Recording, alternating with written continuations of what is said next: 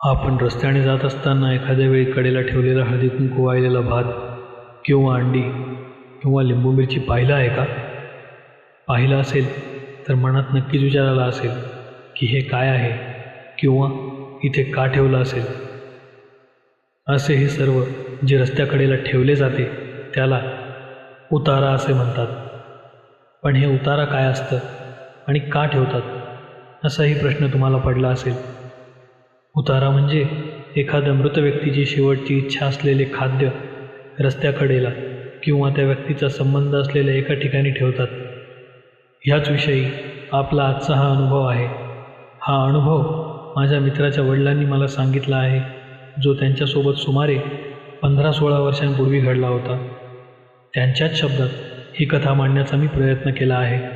तरी व्यक्ती आणि जागांची नावं मी इथे बदलली आहेत. मी महाराष्ट्रातील एका छोट्याशा गावात प्राथमिक शाळेचा शिक्षक म्हणून नोकरी करायचो. माझे वय तेव्हा साधारण 35 होते. माझ्या कुटुंबात मी, माझी पत्नी आणि माझी आई असे 3 जण राहायचो. माझी आई बऱ्याच कालावधीपासून निमोनियाने त्रस्त होती. तिची प्रकृती दिवसेंदिवस खालावत चालली होती. त्या काळी निमोनियाची साथ सुरू होती आणि वयस्कर व्यक्तीला निमोनिया झाला की त्यांचे वाचण्याचे चान्सेस खूप कमी असायचे. एके रात्री तिची तब्येत खूप जास्त झाली आणि आम्ही तिला दवाखान्यात हलवण्याच्या आधीच तिने या जगाचा निरोप घेतला. आमच्या घरात शोककळा पसरली. तसेच परिसरातील सर्व घरेसुद्धा खूप दुःखी झाली. त्या गावात मी एकुलता एक शिक्षक होतो म्हणून तिथे मला चांगलाच मान होता. त्यात माझ्या आईचा स्वभाव बोलका म्हणून सर्वांना खूपच दुःख झाले होते.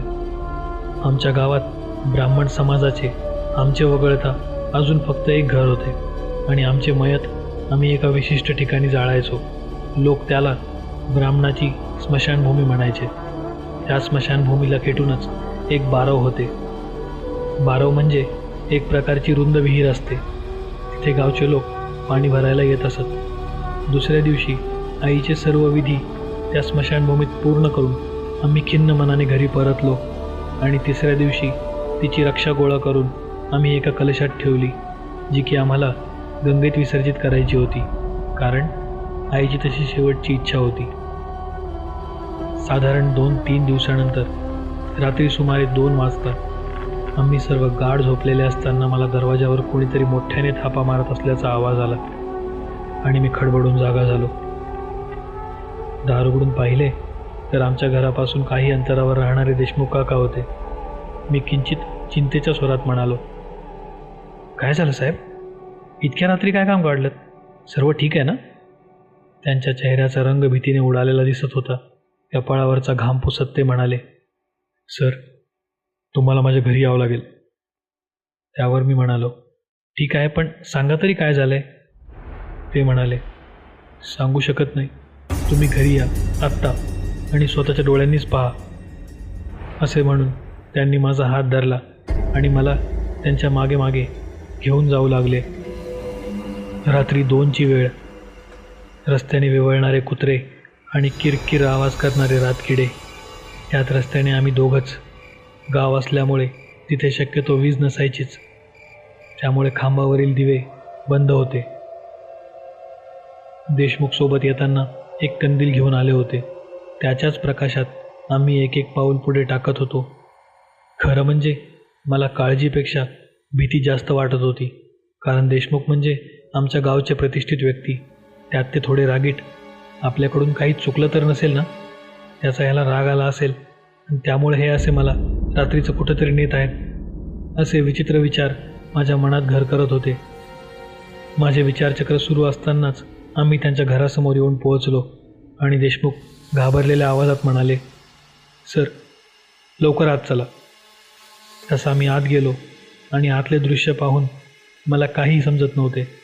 आतमध्ये आमच्या गावचे पंडित देशमुखांच्या घरचे सर्व सदस्य आणि एक मांत्रिक देखील बसला होता. आणि देशमुखांची मुलगी छोटी, हो आम्ही सर्व तिला छोटीच म्हणायचो, आणि ती माझ्याच शाळेत शिकायची, दुसऱ्या वर्गात. तर ही छोटी एका बाजेवर बसून मागे पुढे हेलकावे घेत होती आणि वेड्यासारखी हसत होती. तिचा अवतार भयानक होता. रक्ताने लालबुंद झाल्यासारखे तिचे डोळे, सुजलेले तोंड आणि डोळ्याखाली काळी वर्तुळे. तिच्याकडे बघावलेच जात नव्हते. मी विचारले, काय झालंय साहेब? आता तरी सांगा काय झालंय? एक दीर्घ श्वास घेत देशमुख बोलू लागले, तुमच्या आईचा मागच्या आठवड्यात मृत्यू झाल्यानंतर त्यांचे अंत्यविधी तिथे तुम्ही केले त्या ठिकाणाच्या बाजूला एक बारव आहे, बरोबर? त्यावर मी हो म्हणालो. देशमुख पुढे बोलू लागले, आमची छोटी तिथे नेहमी पाणी भरायला जाते तिच्या आईसोबत.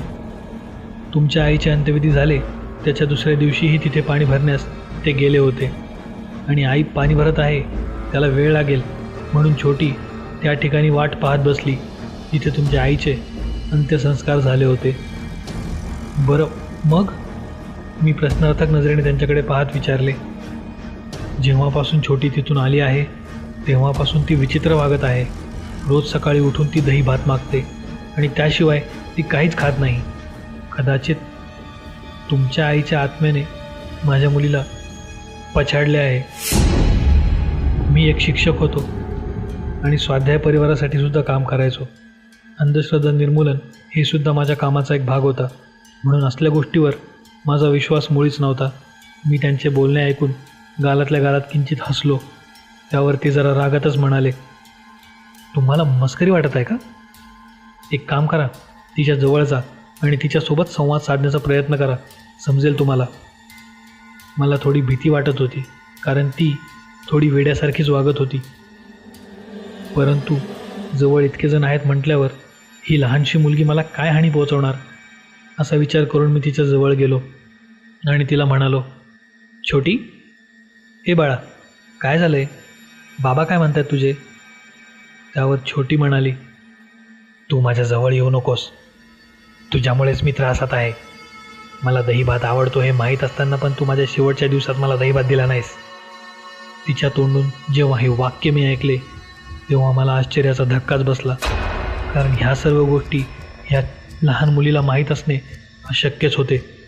मी स्वतःला सावरत म्हणालो, पण मग तू या मुलीला का पछाडले आहेस?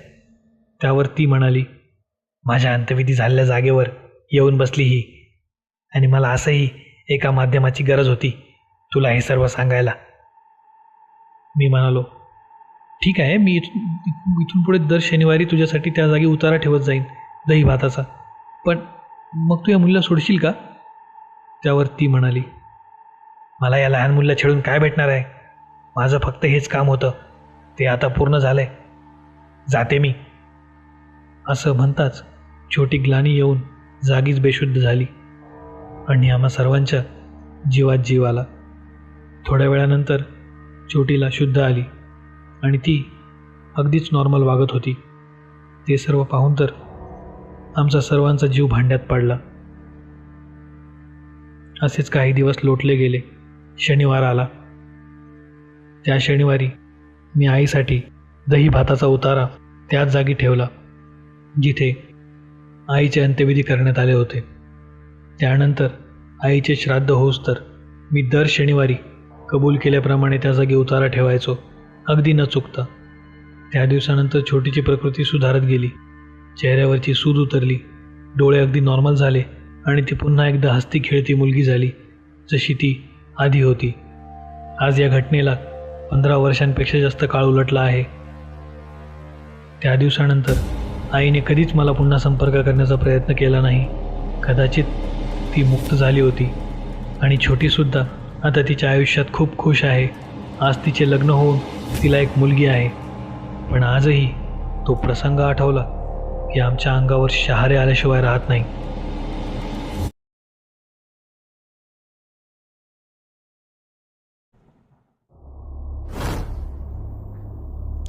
नमस्कार मित्रांनो, आजचा आपला अनुभव मला माझ्या एका मैत्रिणीने सांगितला आहे आणि तिने तिचे नाव गुपित ठेवण्याची मला विनंती केली आहे.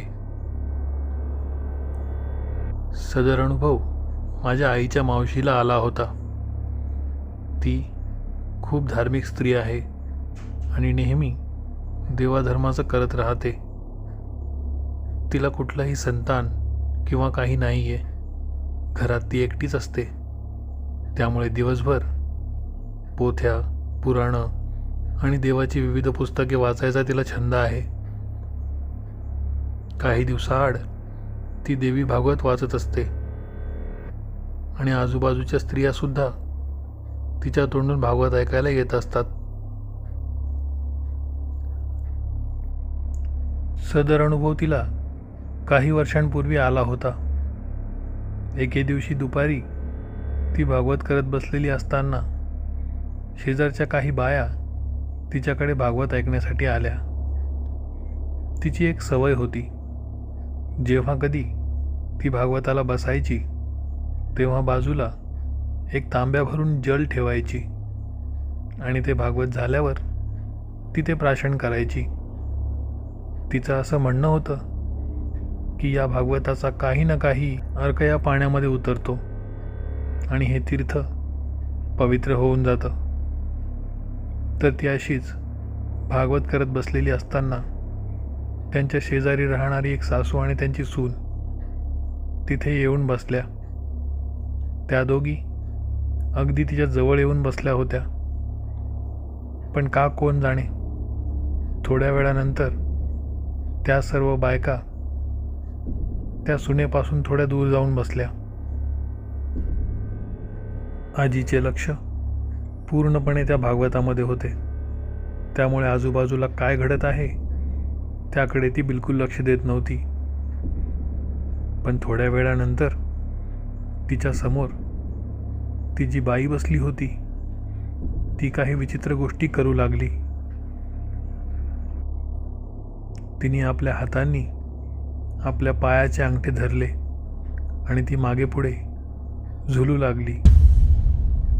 आजीचं थोडंसं लक्ष तिच्याकडे गेलं, पण आजी त्याकडे दुर्लक्ष करत पोथी वाचतच होती. थोडा वेळ झाला.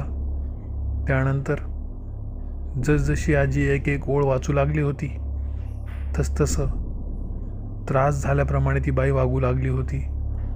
जणू तिला त्या भागवताच्या ओळीने त्रास होत होता.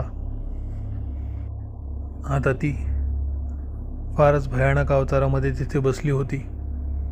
तिने आपल्या कपाळावरचे कुंकू पूर्ण चेहऱ्यावर पांगवले होते. तिचे केस तिने मोकळे सोडले होते आणि ती आता मागे पुढे झुलत होती. त्या झुलण्याबरोबर तिचे केस वाऱ्यावर उडत होते आणि कधी ते आजीच्या अंगावर तर कधी त्या पोथीवर पडत होते. आजी आता पूर्णपणे घाबरली होती. काय करावे तिला सुचत नव्हते. तिने तिचे पठण सुरूच ठेवले. तिला कळून चुकले की ही बाई बाधित आहे, म्हणजे हिला भूतबाधा झालेली आहे. काही वेळ असाच गेला. ती बाई आता एखाद्या वेड्याप्रमाणे काही बाही बोलू लागली होती आणि आजीवर ती एकदम खेकसली. बंद कर ती पोथी, वाचू नकोस. बंद कर, मला त्रास होतोय. तिचं ते बोलणं आजीने जसं ऐकलं तसं तिच्या अंगावर सर्रकन काटा आला. तरीही आजीने एकदाही तिच्याकडे पाहिले नाही. आजी पोथी वाचूच लागली होती.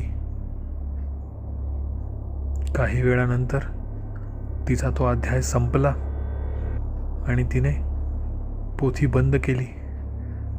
तशी ती बाई निखाऱ्यासारख्या रखरखत्या डोळ्यांनी आजीकडे पाहू लागली आणि ती आजीवर झडप घालणार तेवढ्यात आजीच्या काय डोक्यात आले काय माहीत, आजीने आपल्या जवळ असलेले ते जल हातामध्ये घेऊन त्या बाईच्या अंगावर शिंपडले.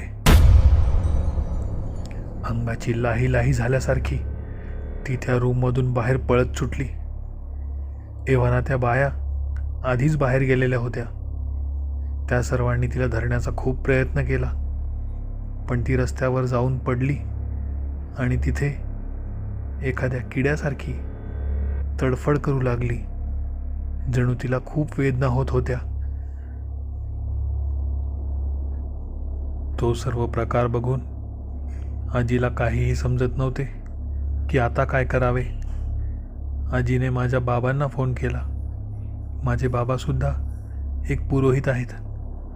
आजीने त्यांना विचारले की आज असा असा प्रकार इथे घडला आहे, काय करावे. त्यावर बाबांनी तिला एक उपाय सांगितला. ते म्हणाले, ती जी कोणी बाई आहे पुढच्या अमावस्येला तिच्यावरनं उतारा ओवाळून दूर कुठेतरी उकंड्यावर फेकून दे. तिला जी काही बाधा झाली आहे ती निघून जाईल. आजीने त्या बाईच्या कुटुंबियांना हे सर्व सांगितले. तसे ते सर्व अमावस्येची वाट पाहू लागले. येत्या काही दिवसातच सर्व पित्री अमावस्या होती. काही दिवस ती बाई व्यवस्थित वागली. तिला पुन्हा तसा त्रास झाला नाही. पण जसजशी अमावस्या जवळ येत होती तसतसे का कोण जाणे ती थोडी विचित्र वागू लागली होती. सर्वांवर रागराग करणे, चिडचिड करणे. जणू तिला माहीत झालं होतं की या अमावस्येला ती आतरेडातून जाणार आहे. शेवटी तो दिवस आला. त्या दिवशी सर्व पित्री अमावस्या होती. त्या दिवशी आजीने स्वतः त्यांना उतारा तयार करून दिला आणि सांगितले की हा उतारा कसंही करून त्या बाईच्या डोक्याभोवती फिरवून तुम्हाला आणावा लागेल. तसे त्या सर्वांनी आजीला घडत असलेले सर्व काही सांगितले.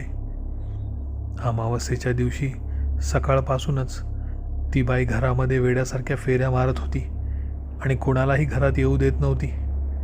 तिला कदाचित समजले होते की तिच्यावरनं हे सर्व उतारा काढणार आहेत. कारण असे म्हणतात, वाईट आत्म्यांचे लक्ष चोहीकडे असते. त्यामुळे अशा सर्व गोष्टींची माहिती त्यांना लगेच मिळून जाते. आजीने त्यांना त्यावर उपाय सांगितला. कसंही करा, तिच्या समोर बसून तिच्या डोक्यावरनं उतारा नाही फिरवू शकले तरी हरकत नाही. तिच्या मागच्या बाजूने जरी तिच्यावरनं उतारा फिरवला तरी चालेल. शेवटी त्यांच्या घरातला एक मुलगा जो 17-18 वर्षांचा होता तो हे धाडस करायला तयार झाला. घरातले सर्वजण त्याला अडवू लागले, पण तो आता ऐकणार नव्हता. तो म्हणाला, वहिनींसाठी एवढं तर करूच शकतो ना. तसा तो तयार झाला. आजीने त्याच्याजवळ उतारा दिला. तो उतारा घेऊन दरवाजापाशीच उभा होता. जशी ती दरवाजाच्या बाहेर आली आणि परत आत जाण्यासाठी फिरली तसा त्याने तो उतारा तिच्या डोक्यावरनं गोल फिरवला आणि उकिरड्याच्या दिशेने तो धावत सुटला. तिला समजले की काय झाले आहे. तशी ती वाईट शक्ती त्याच्या मागे धावू लागली. ती होती त्याच अवस्थेत त्याच्या मागे रस्त्याने पळू लागली. अंगावर जीर्ण अवस्थेतली साडी, आणि ती साडीही तिने कुठून आणली होती कुणालाही माहीत नव्हते, कारण ती साडी तिची नव्हती. कदाचित तिच्या अंगात जे कोणी होतं त्याने ती साडी कुठून तरी आणली होती. ती रस्त्याने सैरावैरा त्या मुलाच्या मागे पळू लागली होती. तो जीवाच्या आकांताने उकिरड्याच्या दिशेने पळत होता. शेवटी कसा बसा तो तेथे पोहोचला आणि तो उतारा त्याने दूरवर फेकून दिला आणि तो तसाच पळत दुसऱ्या दिशेला निघाला. पण तिने त्याचा पाठलाग केला नाही. ती त्या फेकलेल्या उतार्यावर अशा प्रकारे तुटून पडली जशी ती गेले कित्येक दिवस भुकेली आहे. तो उतारा खाऊन ती तिथेच लोळू लागली. सुमारे 15-20 मिनिटांनंतर ती उठून उभी राहिली आणि अगदीच नॉर्मल झाल्यासारखी ती सर्वांना विचारू लागली, काय झालंय? मी इथे काय करते? आणि ही अशी साडी कोणी घातली मला? तिच्या प्रश्नाचे कोणाकडेच काही उत्तर नव्हते. सर्व तिला घरी घेऊन गेले आणि घडला सर्व प्रकार त्यांनी तिला सांगितला. ते सर्व ऐकून तिचा जीव जायचाच बाकी राहिला होता. यातलं तिला काहीही आठवत नव्हतं.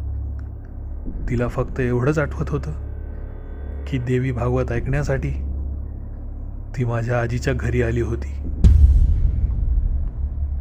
माझ्या आजीने जेव्हा मला हा अनुभव सांगितला होता तेव्हा तिच्या डोळ्यातली भीती मला स्पष्ट दिसत होती. एवढे वर्ष उलटूनही जर आजी त्या प्रसंगाला आज एवढी घाबरत आहे तर विचार करा किती भयानक प्रसंग असेल तो.